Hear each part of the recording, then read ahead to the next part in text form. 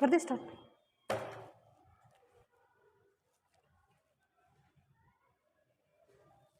Hello students, आज हम बात करेंगे कॉन्स्टिट्यूशन के अनुसूची व अनुच्छेद पर।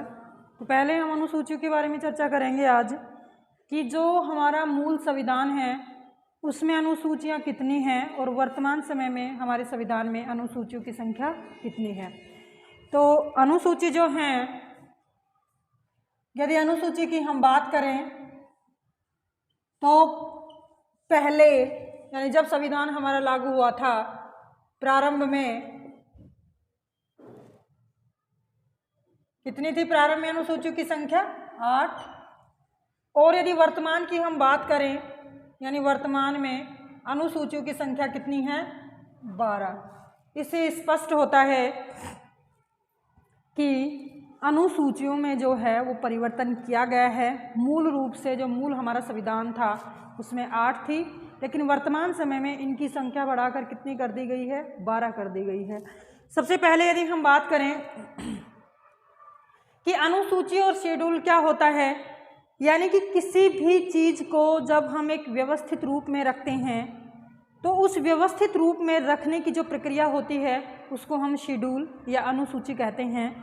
जब भी कोई हम बुक्स वगैरह का फर्स्ट पेज देखते हैं, उसको खोलते तो हमें दिखता है कि इस बुक में ये चैप्टराइजेशन होगा, ये अध्याय होगा और इस अध्याय में ये मैटर होंगे।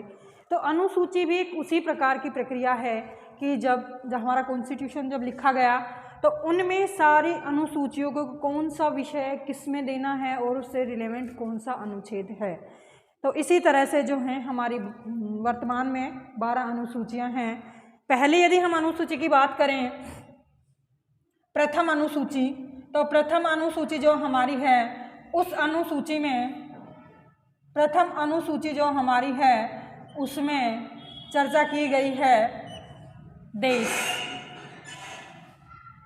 देश और देश में क्या? राज्य और क्या है? संघ शासित प्रदेश। संघ शासित प्रदेश थे, यानी इसका मतलब ये हुआ कि हमारे जो अनुसूची हैं उस अनुसूची जो प्रथम अनुसूची है उस प्रथम अनुसूची में हमारे देश के विषय में चर्चा की गई है। और देश में क्या? राज्य, संघ शासित प्रदेश। यदि हम आर्टिकल की बात करें स्टूडेंट्स, तो अनुच्छेद जो हमारे हैं वो अनुच्छेद आते हैं अनुच्छेद 1, 2, 3 और 4। यानी 4 अनुच्छेद ऐसे हैं जो हमारी प्रथम अनुसूची से जुड़े हुए हैं। और इसमें क्या है, यानी हमारे देश में क्या क्या चीज़ें शामिल हैं? राज्य है, संघ शासित प्रदेश है। यदि हम प्रथम अनुसूची के प्रथम अनुच्छेद की बात करते हैं तो प्रथम अनुच्छेद 1 अनुच्छेद है, उसमें क्या दिया गया है? प्रथम अनुच्छेद में दिया गया है यूनियन ऑफ स्टेट, यानी कि क्या है भारत? Union of state. अब यूनियन ऑफ स्टेट, या हम दूसरी भाषा में बोले इसको तो कहा गया इंडिया, और यदि फिर भी हम बोलें तो या कहा गया इसको भारत।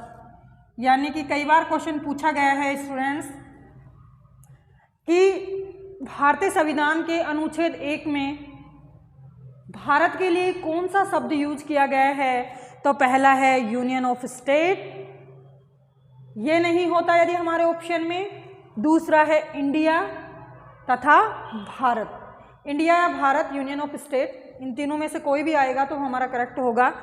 अब हम बात करते हैं कि यूनियन ऑफ स्टेट, यूनियन शब्द क्यों लिया गया है?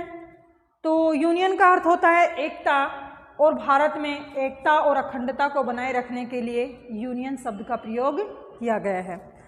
तो यूनियन जो है वो हमारी क्या है? एकता है, अखंडता है, यानी देश को एकता के सूत्र में बांधने का जो एक सूत्र जो हम बोलेंगे वो सूत्र हमारा क्या है? यूनियन है। तो यूनियन ऑफ स्टेट। अब यूनियन के लिए जैसे यूनियन ऑफ स्टेट, राज्यों का संघ, जिसे हम वो कह सकते हैं हिंदी में राज्यों का संघ।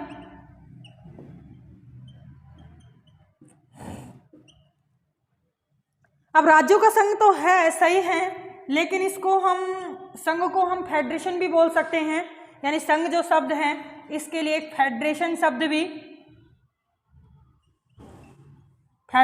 शब्द का प्रयोग किया गया है, लेकिन हमारे संविधान में फेडरेशन शब्द का प्रयोग नहीं किया गया है। क्यों? क्योंकि फेडरेशन का मतलब जो होता है वो इतनी यूनिटी, एकता और अखंडता से नहीं है जितना कि यूनियन से है। तो यूनियन का मतलब ही होता है कि भारत को एकता के सूत्र में बांधना, अखंड बनाए रखना। इसीलिए हमारे संविधान के अनुच्छेद 1 में क्या कहा गया है? Union of state. यदि यूनियन ऑफ स्टेट के साथ यदि हम देखें दूसरी ओर इंडिया तथा भारत, तो ये तीन चीज़ें जो हैं हमारे अनुच्छेद 1 में जो है वो दिया गया है।